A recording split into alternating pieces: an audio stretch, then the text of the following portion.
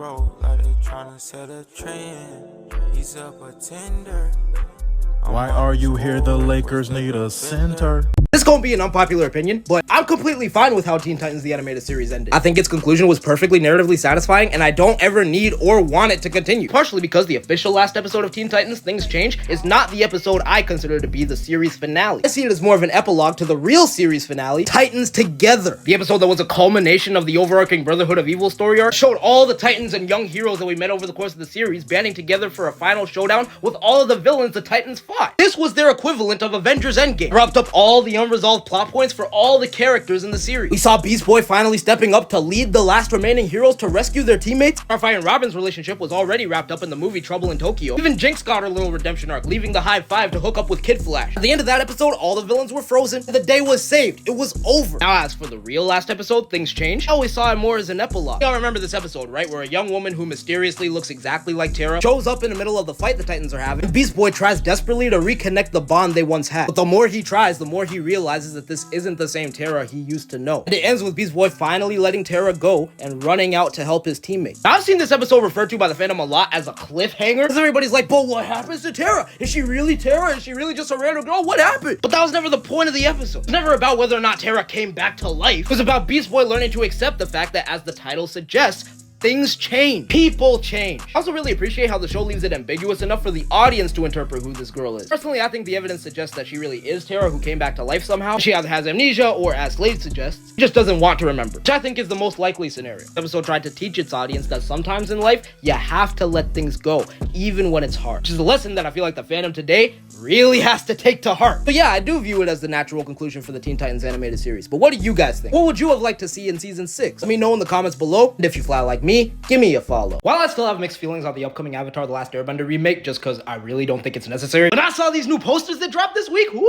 This shit is tough, bro. Ain't no two ways about it. I gotta say, if the effects for the bending are as good in the show as they are in these posters, I'm 100% on board. Everything down to Katara's water bending stance, ripped directly from the cartoon. I ain't gonna lie, I was feeling a bit iffy about Aang's forehead tattoo, cause I didn't really know if it was going to translate well to live action. The way they designed his tattoo in the M. Night Shyamalan movie is like the only thing in that movie that I actually think is decent. But I gotta say, it's growing on me. I'm pretty sure I read a story somewhere that this dude lied about his ethnicity to get the role. But you know what? And this might be controversial. I think he looks close enough. But I'd understand why people who actually belong to that culture would disagree. Personally, I don't have a problem with it. Okay, Zuko, rocking the Fire Nation drip. I see you. I don't know why, but whenever I look at this image, my mind just goes back to that SpongeBob meme. But still, tough. What do you guys think about the new Avatar posters and the new live action remake? Are you excited for it? Are you nervous about it? Let me know in the comments below. And if you fly like me, give me a follow. I dare anyone to tell me that Omni-Man is not the most accurate portrayal of a boomer immigrant dad we've ever seen in a superhero story. Bro beats his son Mark within an inch of his life for daring to talk back. Left the little homie looking worse than my back feels when I sleep on the wrong side. Then the very next time he sees him, after leaving him with all this emotional trauma and baggage, I was just like, oh hey son, how are you? It's been a while. Like nothing happened! Like he didn't just finish giving Mark the most brutal Mortal Kombat fatality smackdown that'll make what the Joker did to Jason Todd look like a game of patty cake. And I was just like, yeah, that happened, and I feel guilty about it, but I'm not gonna like apologize for it or try to make amends. But what I am gonna do is trick you into visiting me, knowing full well I'm the last person in the multiverse you want to see right now. So I can emotionally manipulate you into getting along with my second family that you had no idea about until literally right now. Oh yeah, surprise by the way. I'm also gonna take this opportunity to pass on all the generational trauma and baggage that I've accumulated onto you. And the best part is you don't even get a say in it. You don't get to choose whether you forgive me or not. I just expect you to do it. Because I brought you into this world and you can be damn sure I can take you out. If that ain't some classic boomer dad math right there, I don't know what is.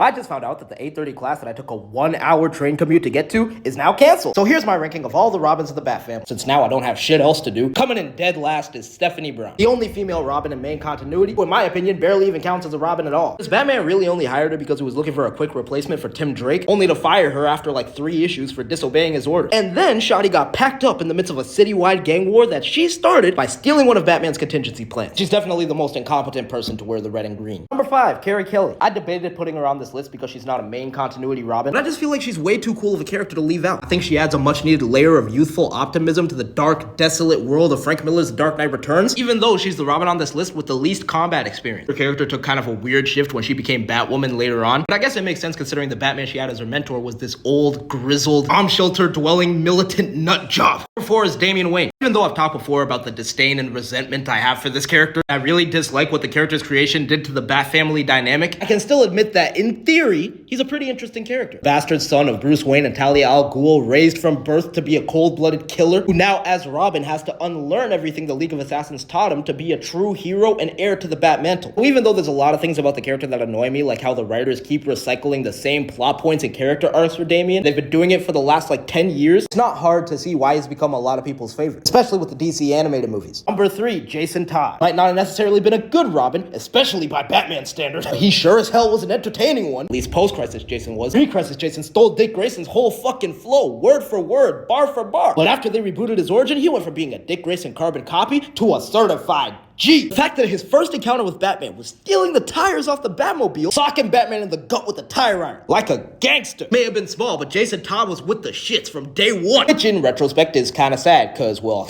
look where it got him. Number 2 is Tim Drake, who, if I recall correctly, is the Robin who had the longest tenure in the suit. The best detective in the Bat family behind Bruce Wayne himself, earned that title off the rip by deducing Bruce Wayne and Dick Grayson's secret identity. Also the Robin who had the longest ongoing solo series, fans got to watch over the years grow into a strong, fierce, and capable leader. I feel like Tim Drake was introduced in a period in comics where legacy characters were given the time and space they needed to grow. Characters like Kyle Rayner, Bart Allen, Connor Kent, Wally West Flash. But unfortunately, like most of these characters, Tim would later be rendered irrelevant by the short-sighted agendas of writers who had their own characters they wanted to focus on. But that's neither here nor there. And number 1, was there ever any doubt? Dick Grayson. I just feel that him and Batman had the best dynamic because of how their personalities complemented each other. Grayson is pretty much everything Batman isn't. Optimistic, trusting. Having Grayson as his sidekick taught Batman just as much about life as he taught him. And after he left the nest, Grayson would then go on to be one of the best heroes the DC universe has ever seen. What do you guys think? Who's your favorite Robin? Let me know in the comments below. And if you fly like me, give me a follow. Y'all, how is it that What If Season 3 is going to be our first time seeing Sam Wilson as Captain America since he picked up the shield in 2021? It's been 3 years since he's been in an MCU project. The fact that for all that time they've been doing absolutely nothing with his character, just another example of the poor creative direction and lousy planning of the last 2 phases. After they spent 6 episodes of Falcon and the Winter Soldier building Sam up so he could take on that role, you would think he'd become a really important character that Marvel would want to push. But no. Instead, we're gonna make projects about Z-list characters like Echo and Ironheart and the Eternals. Characters who have next to no relevance to the overarching narrative of the MCU. Y'all spent 2 seasons of What If just glazing Captain Carter, a character who didn't even exist in the comics, even giving her a live-action appearance in Doctor Strange 2. You're telling me in all that time you couldn't give my man Sam not 1 cameo? I don't buy it. Now don't get me wrong, I don't have a problem with introducing some new characters here and there, but they shouldn't come at the expense of characters who should be having larger roles to play. And it's not just him. We still don't have a release date for the sequel to Shang-Chi, who we also haven't seen in 3 years. Moon Knight's been put on the back burner. The Skrulls plotline is going absolutely nowhere. Sharon Carter's The Power Broker plotline is going absolutely nowhere. Now I'm supposed to be excited they're folding in the X-Men and the Fantastic Four? They can't even manage the characters they have. It's just mind-boggling, man. It really is. What do you guys think? Are you as frustrated as I am by how Marvel's been squandering the potential of characters like Sam Wilson, Captain America, or Shang-Chi? What did you think of What If Season 2? Because God knows I don't have time to watch that. Let me know in the comments below. And if you fly like me, give me a follow.